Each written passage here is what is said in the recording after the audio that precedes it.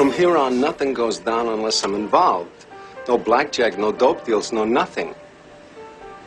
A nickel bag gets sold in the park. I want in. Yes. We are back again with another verified DB Teach tape. It's your gracious host, Mr. VDB. Back once again to kick a little grain, to kick a little flavor for all my young DBs out there. Hope everybody's doing well. I hope everybody's doing good. I know it's around that time of the year. I talked to some of my college DBs. They're getting ready to start camp. Some of them started camp today, actually. Some of them are starting next week. I know if you're in high school, you probably start camp next week, especially if you're in the South, places like Alabama, Mississippi, Georgia, where school is getting ready to start back.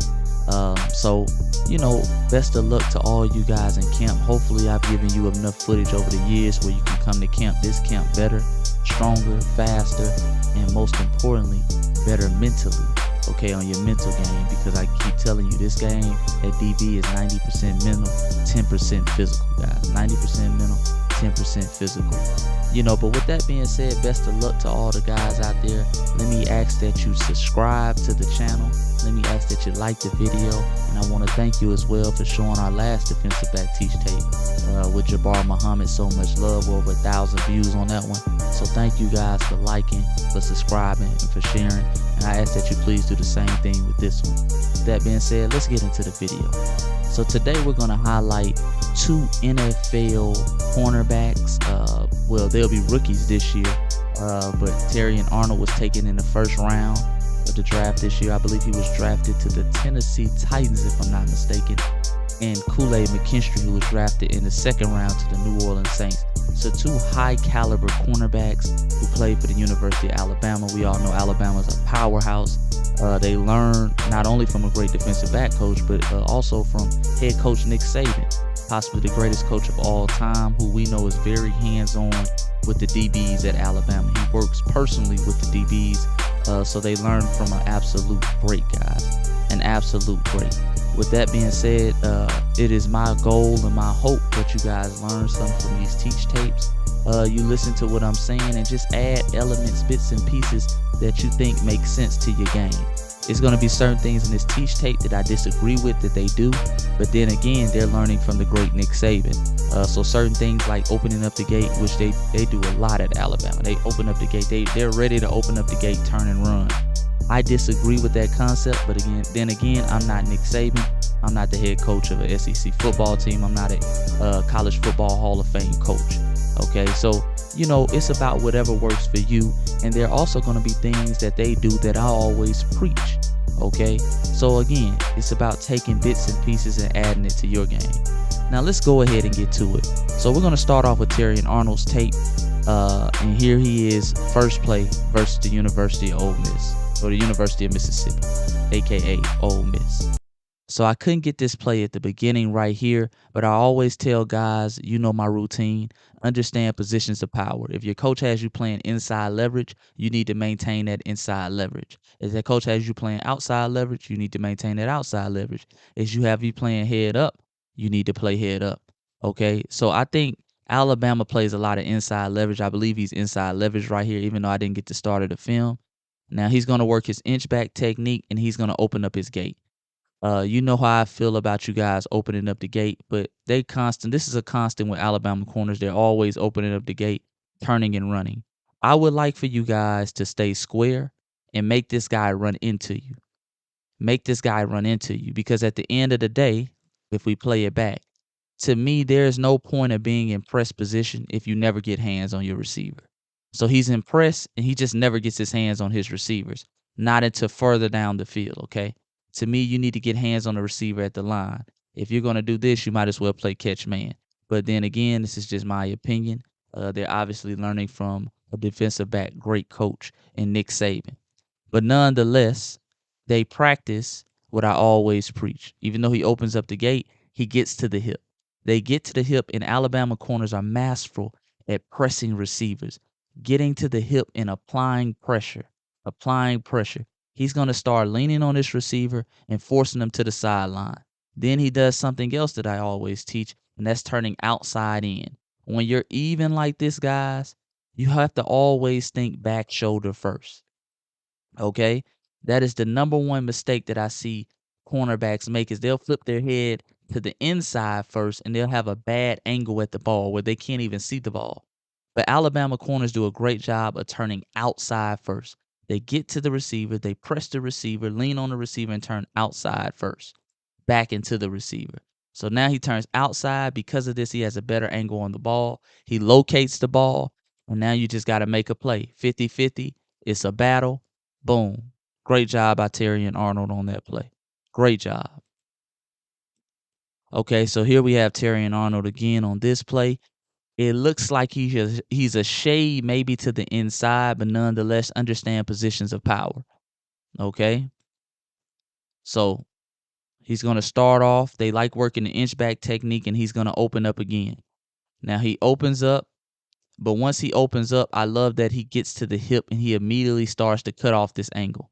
He's going to start to apply pressure. He's going to start to lean on the receiver, lean on the receiver, lean on the receiver, and work his head again outside in, outside in, turning to the outside and looking back in for the ball. So as he's doing that, he's able to locate the ball. Now he gets a little tuggy here. I tell you guys, I like for you guys to keep your hands down low around that hip area. Because sometimes the ref will call that because you can obviously see when somebody's pulling your jersey, pulling your shoulders. Okay, but he turns outside in, able to locate the ball and make a play. Okay, it is very hard for quarterbacks to complete back shoulder balls on DBs when you turn your head outside first. Okay, and for people who don't understand what I mean by outside, another way to think about it in simple terms, let me play this back. Okay, applying pressure is to turn back to the inside or look towards your receiver. Wherever your receiver is, you want to look towards him. Okay, so just in case for those people who understand what I mean outside, you turn to your man. Turn to your man. Some guys turn to the field. Their head will be facing this way, looking in this direction, and the ball will be at a weird angle where they can't see the ball, and they'll end up completing this back shoulder pass. Okay, but he turns to his man. He's able to locate the ball, gets a little tuggy, but nonetheless makes the play. So here you have Terrion Arnold versus LSU. I believe he's lined up given the positions of power. I can't really tell, but he looks like he's outside leverage. I'm not sure on this play, but nonetheless, again, always understand positions of power. Now, at the snap of the ball, he does something that I tell DBs to add to their game a lot, and that's the fake jam. That's the fake quick jam. Now, the purpose of him, let me run it back. Now, the purpose of him throwing his hand out there wasn't to touch the receiver. It was to make the receiver speed up his release. Okay, sometimes you'll have a lot of these guys at big time schools, some of these quick twitch receivers. They'll do this whole little thing where they'll just dance at the line. They'll kind of slowly walk off the line to try to change speeds on you, anything to get a little advantage. A way to speed them up is to show them the hand. Show them the fake jam, not with the intention of jamming them with that hand at that moment, but the intention of speeding them up, making them get into the release. Okay, getting them off their schedule or their pace, guys. That's an excellent way to do it. Show them the fake jam. One more time.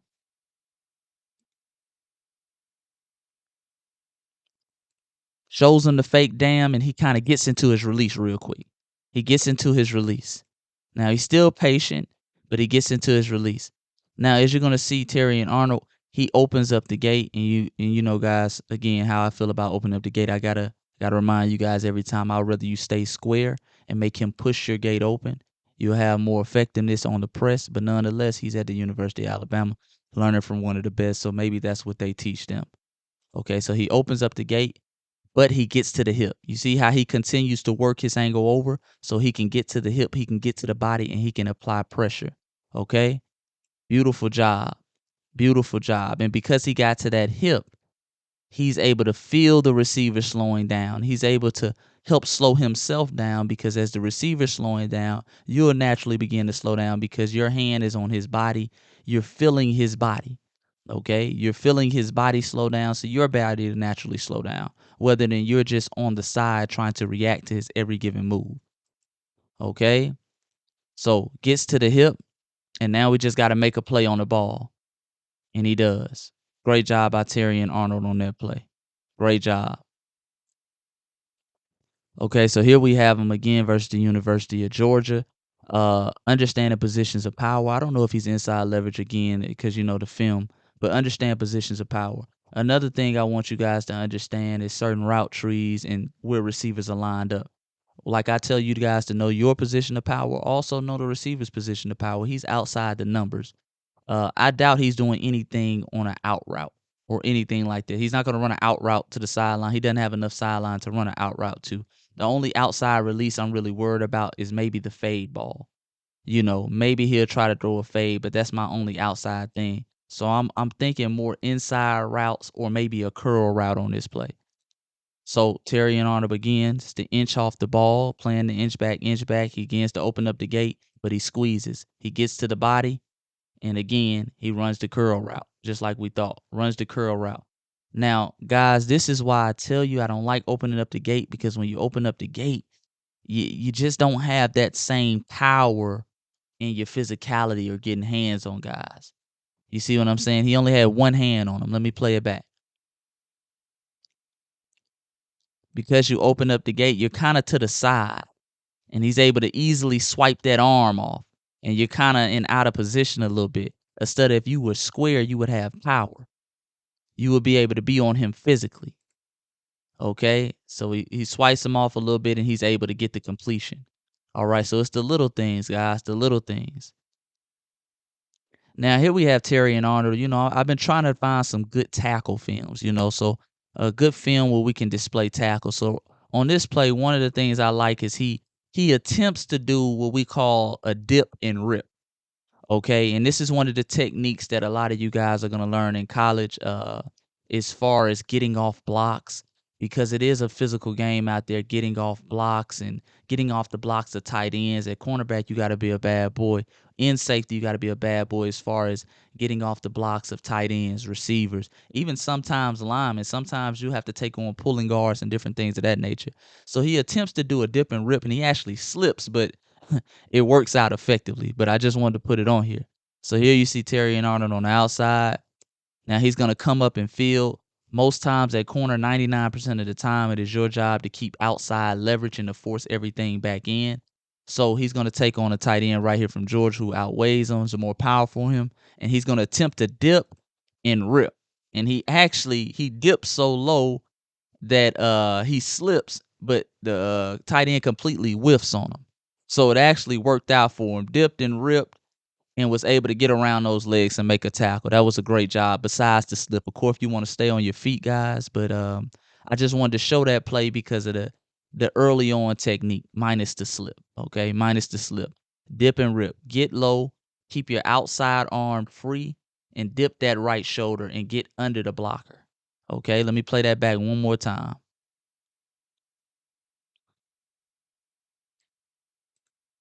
And these things are important, guys. I want you to understand this. When we start talking about getting off blocks, making tackles at DB, man, that might be the difference between you being a starter and you being a backup guy.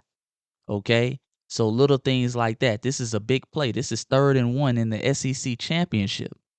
They go on to win this SEC championship. This is a pivotal play, guys. So it's not just about coverage. Sometimes you're going to have to stick your nose in there. But everything comes back to what? Technique. Okay? So here he is on the outside again. He dips, rips, and makes the play. Makes the play. Great job by Terrion Arnold on that play. And that's just as big as a pass breakup. That's just as big as an interception. That got a powerful Georgia offense off the field in the 3rd quarter and helped them go on to win the SEC championship. Okay, so here we have Terrion Arnold again. Number 1, understand positions of power coming to the line. He seems to be kind of between the hash and right between the numbers. So to me, at this point, the whole route tree is open. The whole route tree is open. I believe this is I forgot his name, McConkey, I believe it is. Very, very good receiver. Very quick twitch. One of these new age small quick twitch receivers. Okay. So he's going to, again, work the fake jam. And I tell you guys to use this all the time with these quick twitch guys. You want to work the fake jam. So he's kind of thinking how I'm thinking. You don't want this guy dancing at the line. So he works the fake jam to try to make him get out that release. And you see naturally, right after he threw that fake jam, what did the receiver do? He hit him with that swim move. Receivers are hardwired when they see any DB hand to swim, to dip and rip, to go through their release tree. Most receivers are going to react to it. But by the time he reacts to it, as you can see, he's swimming on air. He doesn't have a hand to hit. He doesn't have a hand to hit. This is when you can be extra quick, and now you hit him with a counter right here. But you have to be ready for it. You have to be ready for it. Nonetheless, he gets into his release, and he begins to open up his gate. But he has to get to the hip. Get to the hip. Look at him running to the hip. Look at him running to the hip. Look at the hands. That's pivotal, guys. He runs to the hips, and he's able to make a play. Now, he gets there a little early. I can't remember if they flagged him on this play. I don't think they did because, hindsight, he's there a half a second early. But great job by Terrion Arnold on that play. Let me run that back again. And this gives me another point. The reason why I'm showing this film, some people say Mr. VDB, that they keep opening up the gate and they're playing at Alabama and they're making plays. I wanted to show you guys this film because it's not about doing everything I say do when I say do it. It's about having tools and techniques in place that even if you're in a position where you do open up the gate, as you can see with all these Alabama corners, they always get to the hip. And that's something I preach second. After you keep that gate closed, after he pushes open that gate, I always tell you guys, get to that hip. Stop letting receivers run on air. Stop trying to play cat and mouse with receivers where you're running beside them, but you're not leaning on them. You want to always make him feel you guys. He should always feel like a DB is on him because you're messing with his hands. You're leaning on his hips. You're leaning on him. You always want to be pressing these receivers, especially the small ones, especially guys like Mckinstry, because they're going to feel it even more. That throws off a guy like his route even more. Now, when you're dealing with a receiver who's 6'5", 215, 220, okay, he can probably handle you leaning on him a little bit more. But these guys, they really feel it. Okay, so he practices the fake jam, and because he did the fake jam, he naturally got him to show him his release. So he naturally did his swim move. Okay, now he opens up the gate. I would have liked to see him get more hands on him at the line, but nonetheless, he did what? Got to the hip. Got to the hip. Look at his hands, guys. He's fighting to get to that hip. He's fighting to get to his hip. Look at his hands. Locate that hip. Locate that hip. He keeps fighting to get to that hip and make a play. Great job. Great job. And it could be even better. It could be even better at the line, but a great job of simply just getting to the hip help him make this play. All right, here we have him in the Rose Bowl versus the University of Michigan. This was a tremendous game. In my opinion, Alabama versus Michigan was the national championship overtime game where Michigan ended up winning. Now, I put this film on here because this time he's outside leverages. He's outside leverage, and he's playing off man. And one thing I noticed that Alabama corners struggle with is off man because they play so much press. Okay, and so to me, their technique gets a little sloppy when they get off man. Now he's playing outside leverage on this play. I can't tell what the distance is that he's playing off him, but he's playing outside leverage, meaning he wants to maintain his leverage outside and force everything in. Anything outside, he should have an advantage on. Okay, so now he's gonna backpedal, and I can already see he's making a mistake, guys. And the first mistake is this. You want to maintain. This is the reason why I always tell you guys positions of power is the first thing you're thinking about when you come to the line. If you're outside leverage, you have to maintain that position of power. Okay, Mr. VDB, what do you mean? Okay, let's play it back. He's outside leverage. Receiver does what they call a stem route. He starts to stem to the outside, but Terrion Arnold never weaves with him. He stems, he keeps stemming. He's pushing outside, but he's maintaining a straight back pedal. You should be weaving as well, maintaining that outside leverage. He never weaves. So what he allows is the receiver to get on the outside. When this receiver released, he should have been on his outside right here, guys, because he was outside leverage, but he didn't pick up on the stem. When you see a receiver stem to the outside, you should also be weaving to the outside. If you're inside leverage and your receiver's trying to stem to the inside, you should be weaving to the inside, guys. Maintain your position of power. So he stems to the outside and he kind of finesses him out of his position. So now he ends up inside leverage when he's supposed to be outside leverage. Okay? He's inside leverage, and now, he tries to get to the hip, but again, this is why your coach told you to stay outside. This is the one route we were worried about, which was the out route. Now the quarterback makes a bad pass on this play, and it ends up being incomplete. But I show you these types of plays is because this is a completion, man. This is a completion in NFL. This could have been a pivotal down. This could have been a pivotal moment in the game. And if the quarterback makes a better pass, I should say, it's a completion. So little things I want you guys to pick up. Let's run it back one more time. And this is also why I say the game is 90% mental. That's a mental error. That's something mental that he didn't pick up. I also want you to be a little bit more crisp in your back pedal. He was a little high. Some of you tall, long corners, he's a little high for me. Let's get a little lower. But as he's stemming off the ball, that receiver stemming to the outside, you should be weaving out here and maintaining your leverage. As he stems, you weave. Okay? When he stems, you weave in a direction that he's stemming in. So if he's stemming to the outside, I should be weaving to the outside.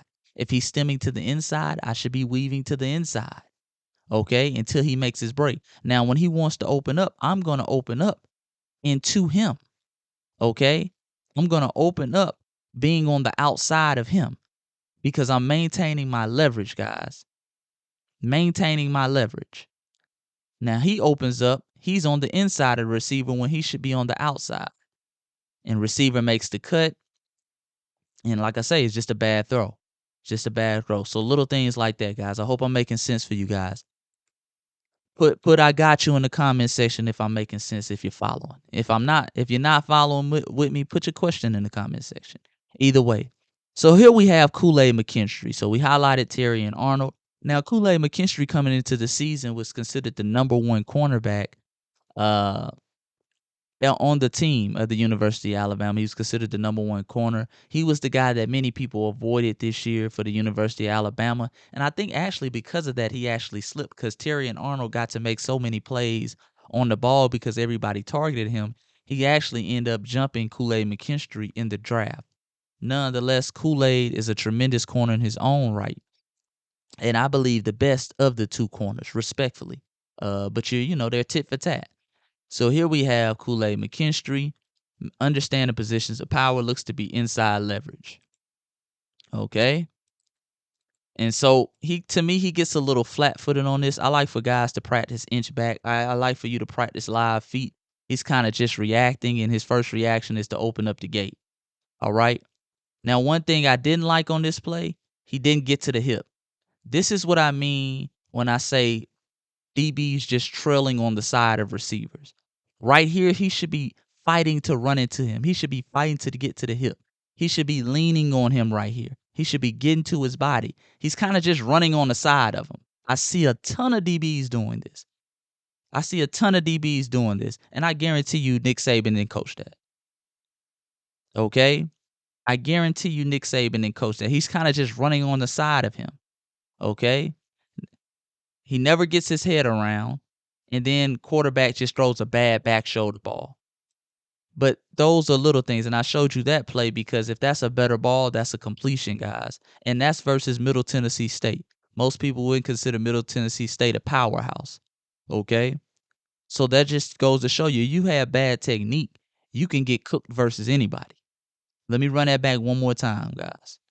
Okay, so again, live feet at the line. I like for you to practice inch back. He gets a little flat-footed right here where he's not really moving his feet, and then he just opens up and run. And sometimes when you're playing a lesser opponent, sometimes you just think, well, I'm so athletic, I could just do whatever, okay?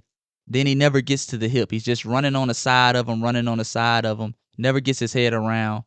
That should have been a completion. That was just a bad pass.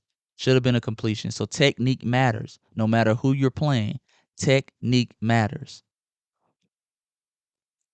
So here we have Kool Mckinstry at the bottom of the stream versus A&M. Understand positions of power. To me, he appears to be outside leverage, which I probably would be too in this situation if given the choice, because the receiver's inside the numbers. So when a receiver like this is inside the numbers, I'm kind of thinking fade ball, especially this close. in the red zone, I'm kind of thinking fade ball because he's not leaving himself much room on the inside, especially given that a defense could have help on this play from the linebackers, from the safety. So I'm thinking he's trying to give himself room to run a fade or some out form of route, post corner, different things of that nature. So Kool-Aid on this play. This time his feet are a little bit more live, but again, he opens up the gate. Opens up the gate, but one thing he's going to do, he's going to get to the hip. He's going to get to the body. So he begins to squeeze him, and he automatically gets his head around. Outside in, and he's able to locate the ball before the receiver even locates it. Great job on that play. Run it back one more time. So again, opens up the gate, but gets to the hip. This time he presses the receiver, presses him, and then he gets his head around, gets his head back to the quarterback. He's able to locate the ball before the receiver even picks up on it, and he's able to see the trajectory of it and make a play. Really could have been a pick. If it was a more accurate ball, it probably would have been a pick. So great job by Kool-Aid on that play. This is one of my favorite plays from him because on this play, we can finally see that he's clearly inside leverage. He's clearly inside leverage, so he's trying to take away the inside route. But I love his patience. And this is what I mean, guys, by staying square. When you stay square, these receivers, they can't do anything with you guys. I'm going to just let this one play, and then I'm going to run it back and coach it.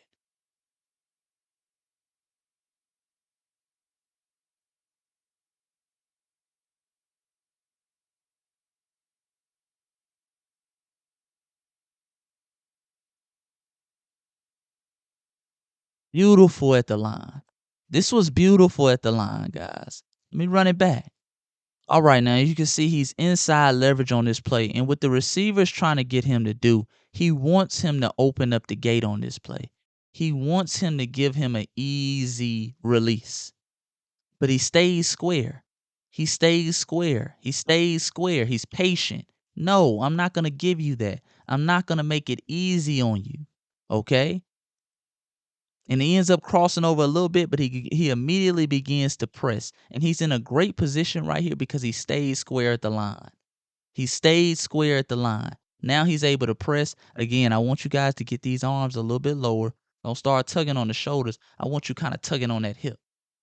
Tugging on the hip or tug on the chest. We don't want to tug high because most times the referees will see that.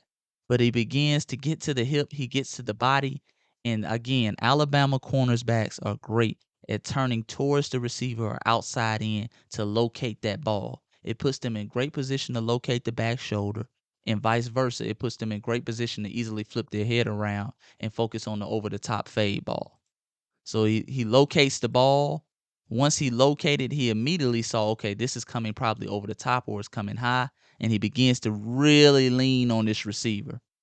Really begins to lean on this receiver, and it's an incomplete pass. But again, it started with staying square at the line. When you stay square at the line, guys, you're always in better positions downfield. Okay? If he had opened up that gate, if he had went for that little shake on the inside and started opening up his gate, he would have been in worse off position, guys. So here you have Kool-Aid Mckinstry again versus the University of Tennessee. Understanding positions of power. I believe he's inside leverage again on this play. Understanding receivers' positions of power. He's outside the numbers. So inside the red zone, I'm thinking fade ball, or I'm thinking some form of inside route, quick slant, maybe a dig route, something to that nature, because he's so far outside the numbers. Okay. He doesn't really have an out route or anything like that. And he's probably not running a curl route because the quarterback's on the opposite hash. That's a long throw for a short distance. Long throw for a short distance. So with that being in mind, my positions of power, Kool-Aid comes off. He works his inch back. He opens up the gate, but he immediately begins to press the receiver. Now he checks right here. You really can't see, but he checks right here. Outside in. Okay, doesn't see the ball coming from the outside, meaning a back shoulder pass, and begins to work his head as he's squeezing receiver back inside, locates the ball, makes a play.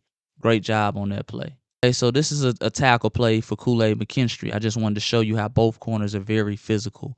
And this is a key part of why they were such a hot commodity in the NFL draft this year, because they were physical not only in pass coverage, but in run support as well. So again, when I say positions of power, guys, it just doesn't rely to coverage. It also depends on run support as well.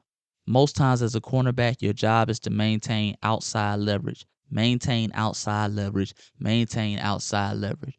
So again, Kool-Aid Mckinstry right here is going to practice a dip and rip. He's going to get under this blocker, boom, get under him and rip up. So you're going to see his arm rip up. Rips up right there, maintaining that outside leverage. Running back sees that, but by that time it's too late. He's able to go in there and make a play. Great job by Kool-Aid Mckinstry helping Alabama make a goal line stand. So it's the little things, guys. That gets NFL scouts on notice. That gets NFL teams on notice as well. That, hey, man, you're not going to just run his way either. You're not going to just pick on him. He's not a soft corner. Well, he's not a soft safety. He'll come up and run support, and he's smart with it as well. Okay? Certain guys, when you come up and run support, some of you guys are so anxious to hit that you forget you were supposed to be outside leverage, and you let these guys get to the outside of you and score. All right? So, again, man, I hope you enjoyed this edition of our DB Teach Tape. It's your gracious host, Mr. VDB. Do me a quick solid, man. Go ahead and like the video. Subscribe to the channel. More dope content coming your way. Put in the comment section how you like today's breakdown. If you have any critiques for me, anything you want me to notice, anything you want me to clean up, put that in the comment section as well.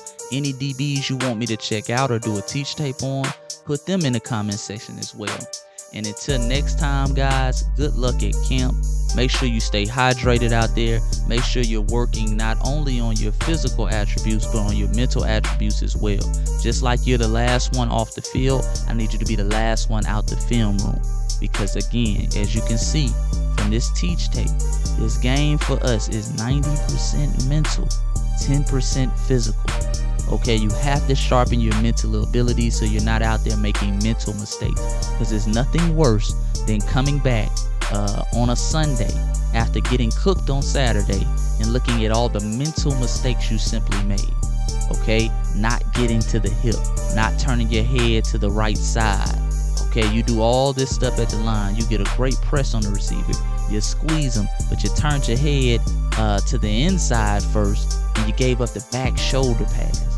Okay, you had $1,000 start and a $5 finish, but nobody remembers that. All they remember is the band, the sound of the band, dun dun dun dun dun dun dun dun, and everybody saying you got cooked. Okay, so mental. Make sure your mental game is sharp. Make sure you're doing what you need to do. It's your gracious host, Mr. VDB. Until next time, I'm out.